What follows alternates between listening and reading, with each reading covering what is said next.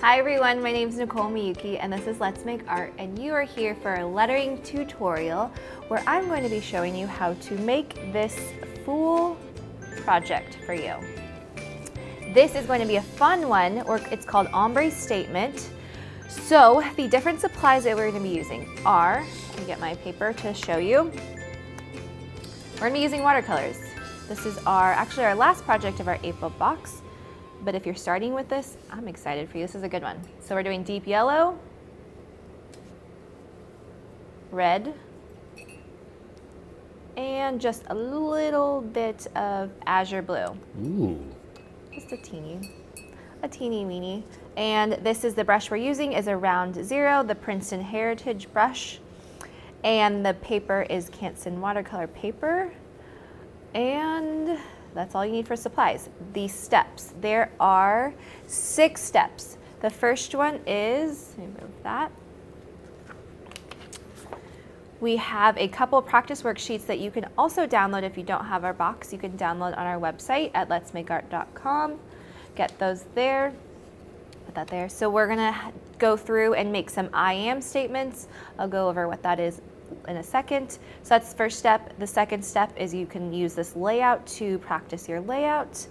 Third step is practicing your lettering with another worksheet that we have. The fourth step is mixing all the different colors. So we have a color wheel that you can use to mix your colors. That's the fourth step. The fifth step is then we're going to go to our final project and do all of our lettering, so the different shades that we're going to create with our lettering. And the fifth step is, Keenan, that's the sixth step. What's the sixth step? I already forgot. What? I read it twice.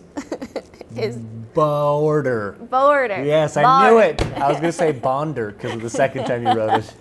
I know, it's funny. We were joking how my handwriting is not very good, but my lettering is more legible. You should show them the steps because Okay. it's so great. This is how I write. He was laughing at this. That says border.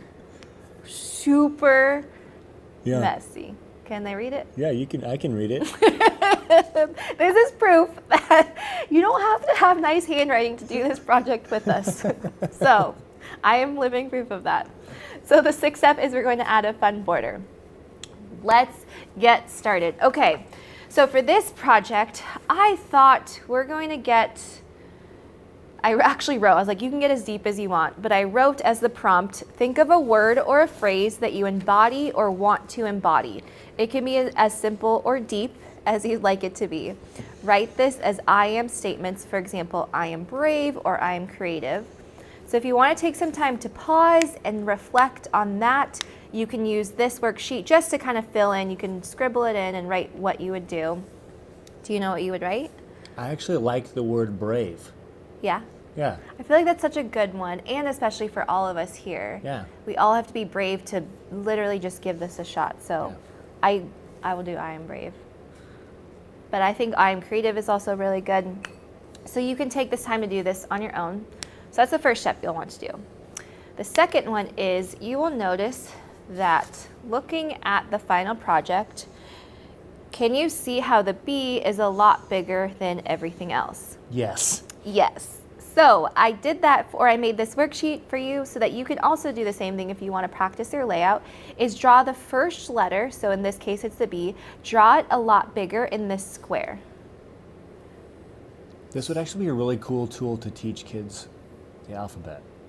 To draw things bigger, or in the square? Yeah, like do A is one of your words, like A is in like your word, and then B, and then C, you know what I mean? Yeah. Just the first letter be the biggest. I was gonna say we have something like that in the kids' book, but that's another good, maybe we'll make that in a project in the future. But I was gonna say, so this is a style actually called drop caps. And so this is something that's common if you look in older books and novels. Have you ever noticed that? That sometimes the first letter is really big. Yes. And usually it's really decorative. Yes. So sometimes they have thick stems and they have cool flourishes or things that come off of it or a pattern within here. Those are the kind of books that make me feel smart to read. Because they just look really Yeah, cool. they just look great. They're beautifully designed. I agree. So you can make your own drop caps. You can take your time to design that here if you'd like. Fill in the rest of that first word and then fill in the rest of your words here. So this is there for you to help. I literally wrote, use this space to practice your art. Take this time for yourself. So once you do that, I'm actually going to keep on moving forward for you. And once you do that, then if you want to practice and get comfortable, because we're doing some lettering and it might be a little bit different than you're used to, is now what you can do is you letter directly on this page. So what I'm gonna go through is I got some water, I'm dipping into my watercolors. I made these lighter on purpose so that for the first round, if you'd like to do, you can simply trace over it. So that way you can see what's underneath, and then there's room for you to do it on your own as well. So I'm gonna dip. So what you can do is you'll notice is that for this one, I did this in a block style lettering. So don't feel like you always have to do script. You can make this your own. I really want to empower you to create something that you like. And even when you look at this, you'll notice all of these styles are a little bit different, and even the height of them. So I wanted to show that just like you saw my hand lettering, this is a little bit different, and so you're gonna take it a little bit slower and really paint stroke by stroke. So take some time to go through your practice worksheet as well. I am going to go for it actually on my final one. And if you want as well, you might have seen me in the past, is that you can totally use a light box if you want to.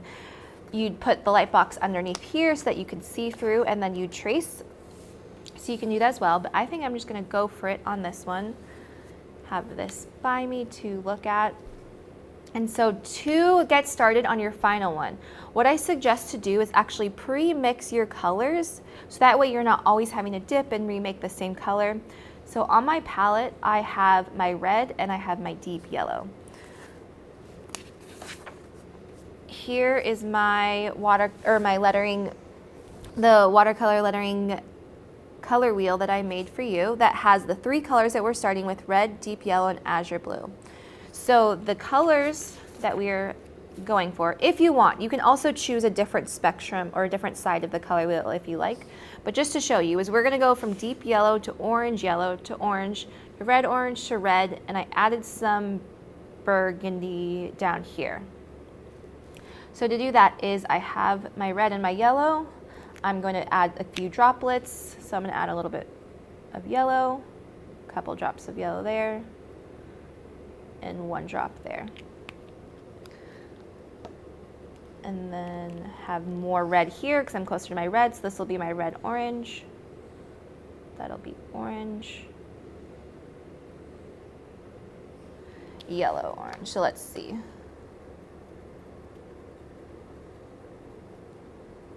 So by pre-mixing, then you can go and test out and see, okay, what colors do I got? What are we working with? Yeah, so that's a red orange. It's an orange. Let's see, is this yellow orange? Yep. So if you want, maybe I'll add a little bit more red here. Makes me think of the Lion King for some reason. Really? Yeah. I love that. Oh, because it kind of looks like a sunshade. And Yeah, sunshade. I love that. I'm gonna call it Simba Yellow. Simba Yellow. I love that. Okay. Now, I also have some burgundy. So I have my red. So I'm gonna grab some of my red here and bring it over to this other color.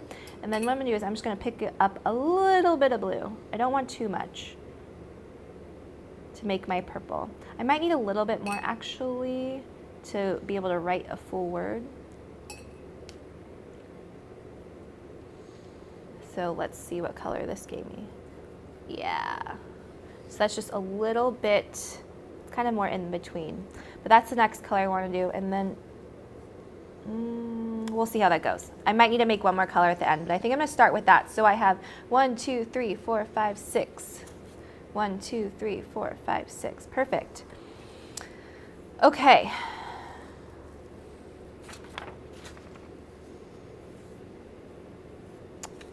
Don't need this.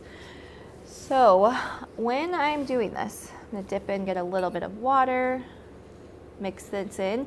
Maybe if you don't want the full yellow because it's too light, you can just add a little bit of your orange yellow and maybe drop that in.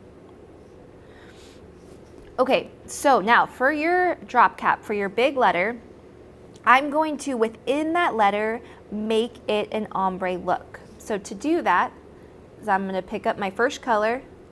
Let's do it about here. And I am going to draw my full stroke. Watch your head. Then within that, I'm going to go and pick up my next color, and I'm actually going to drop it in there, in the middle. Just kind of drop it in while it's still wet. Bring that down. And then I'm going to do it one more time, get the next color. Maybe drop that in right there. I think it still can go a little darker. Let's go to the next color. And drop that in right there. So it's kind of, it's exploding because it's wet. I'm going to blend it out right here. Ooh. So that's one technique of how you can create that ombre look. So that's called the wet on wet because it was wet the entire time and then I just dropped in a few colors.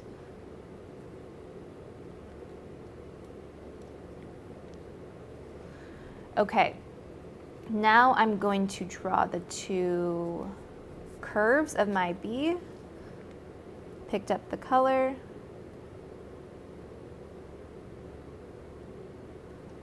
Push. So you saw, to get this thick line, if you'd like to get that, is I just pushed a little bit harder to create a thicker stroke. Do the same thing here. Made a small stroke. Actually, I kind of like that. Oh, it's disconnected? Yeah. Me too. I'm going to leave that. Do it. But I want to mix and I want to grab the different shades of my orange. Grab the darker color. The next color. Ooh, yeah. There's painting away. Think of it as you're kind of sculpting your letter. Make this a little bit longer.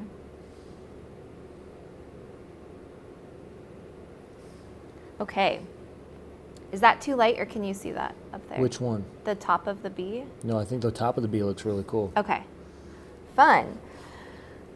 Now, when I'm doing the rest of my letters, I'm going to help myself out a little bit and I'm going to draw my top line. So this is called, because these are all capitals, that's my cap height, and I'm going to draw all my lowercase, or the bottom of my letters, so that's my baseline, just giving myself a little guideline, so that might help a little bit. Then I'm going to go for it. Pushing. If you want to do your whole letters, you can do it in pencil. I just do it really lightly. So I'm pushing.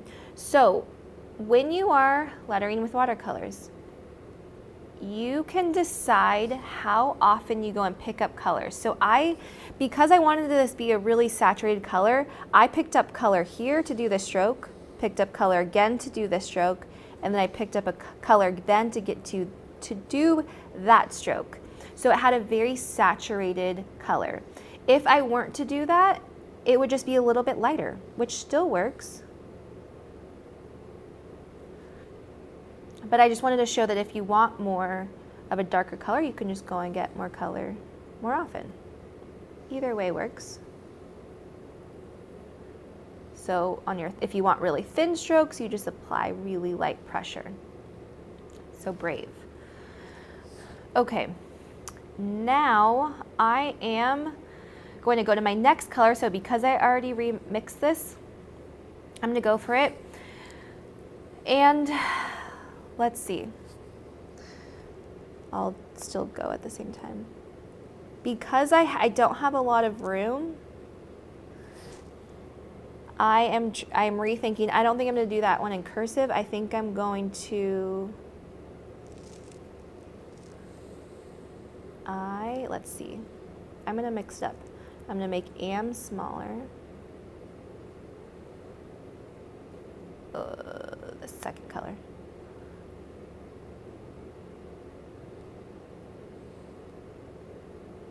Make it really skinny. So this is a really cool thing, is that you're working with, if you're doing Brave, you're working with the same 5 letters. However, you can really manipulate it. So in this case, I am making my letters, I'm making the stroke thinner, and I'm making the letters more squished and more oval so that I can fit it in that space. So can you see how that looks a lot different than that one? Yep. So that was simply by going like this and kind of going like this to the letters. So you exaggerated them in a few different spots. Now, I am on the 3rd color. Another thing you can play with. So now on this one is I'm going to take this style and I'm going to do my lettering again, but in the block lettering, but I'm going to make the strokes a lot thicker. So to do that is I'm going to push harder. And I'm thinking about this. This is, well, actually I'll be okay with it. This is going to be a very gradual change of color. So it's actually going from yellow to orange, and maybe I'll only get to the red. These colors, so this is kind of a little bit lighter than I have here. So if you want to go over it, you can, if you want to do it in a darker color. But I just wanted to call that out. It's just a little bit different than the mock-up, which is totally okay. But what I'm going to do is I'm drawing, again, my strokes. Some of them I'm going to make, oh, that looks cool, is I'm going to make them thicker.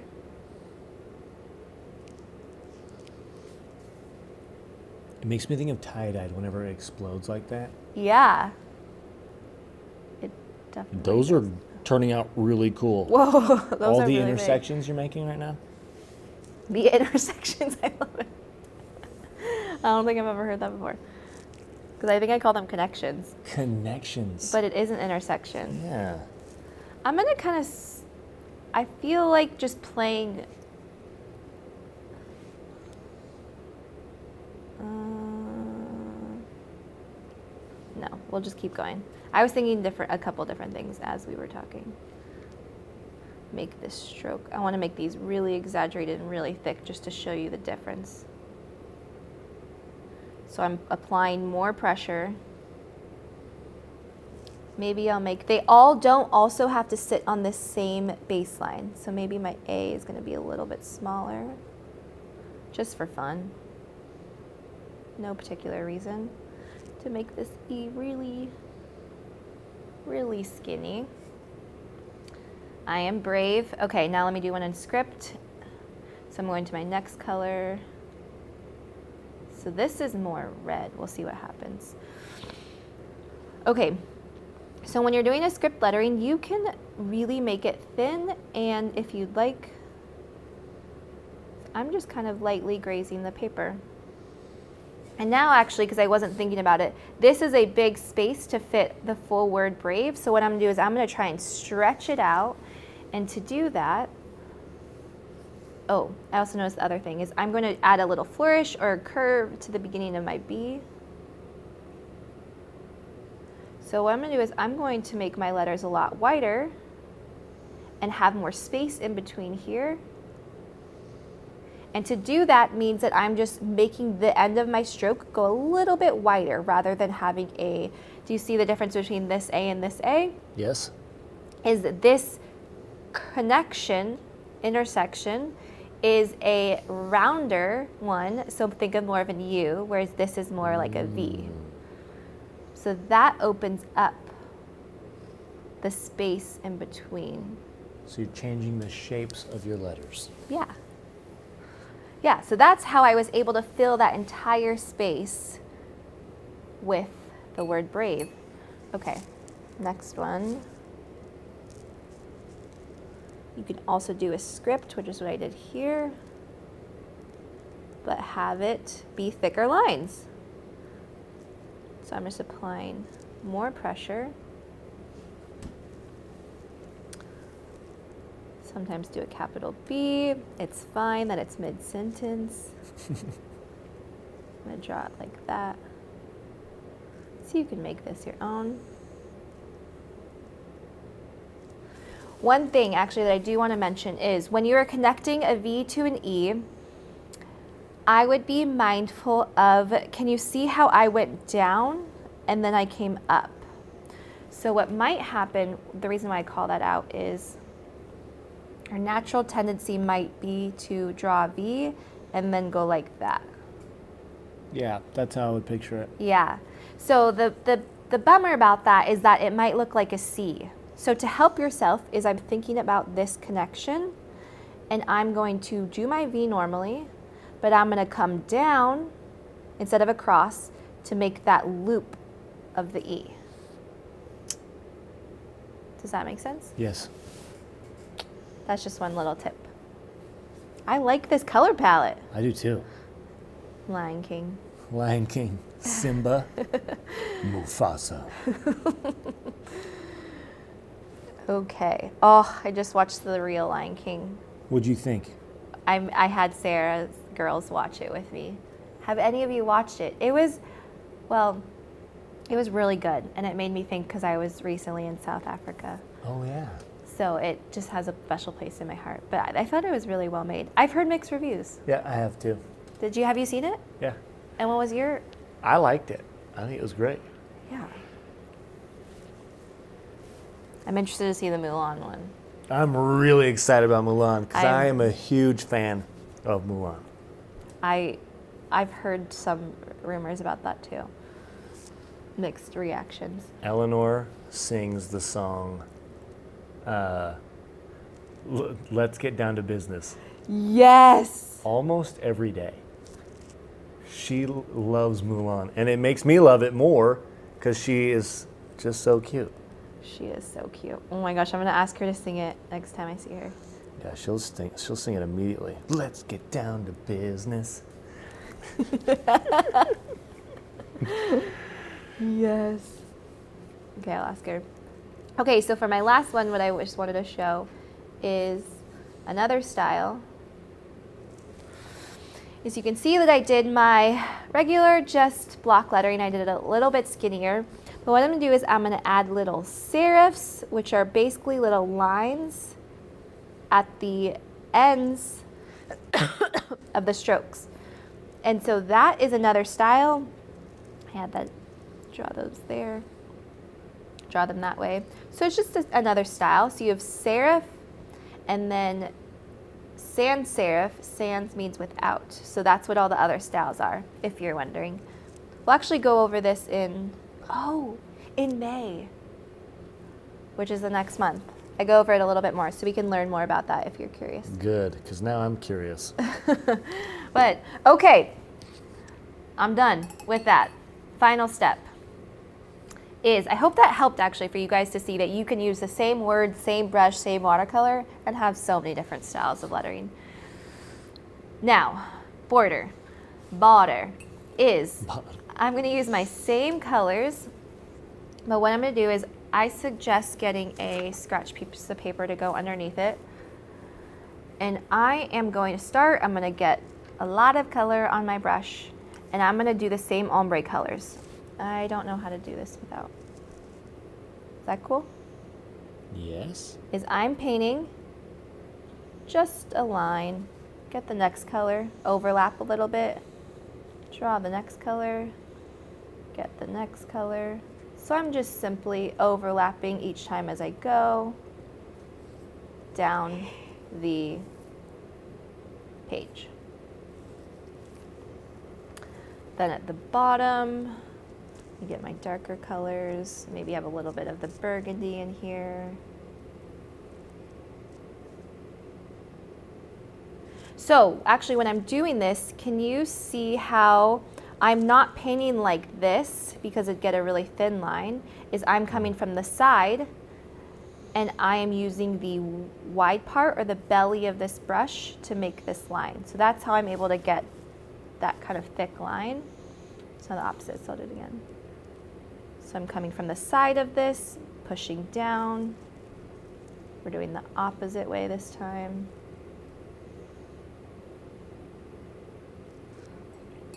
Get a clean brush. So overlapping. So the trick is really just in the overlapping. And I'm kind of swiping.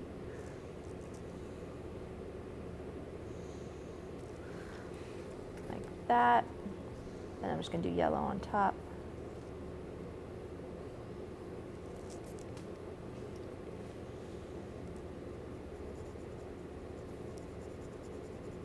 And then, ta-da! We are done. That looks, so a border just completes it. Feels very cohesive and nice and tidy. And if you have our box, I have included a picture frame for you. This one's a little bit dry, so I'll just put my original one in here. You just open this up. You slide it in, and you hang it on your fridge. Very proud. Sarah says this a lot. If you don't really like it, hang it up, go to bed, come back the next morning, get your breakfast, and you will be really proud. And you can say to yourself, I am brave. I have done this. I've created this. And please be proud. I'm very proud of you for whether you've been lettering with us or this is your first project. I'm excited that you're here, and I'm also excited to see what you create. Let's share what our I am statements with each other, because I think it'll help uplift each other through this time that we're all going through as a community. So we have a Facebook group called Let's Make Art Lettering that I'd love for you to join, share along. We also have a watercolor one because this is watercolor as well, so you can post in there as well. Big happy family where we're just rooting each other on. And I hope you have a great rest of your weekend now. Bye everyone.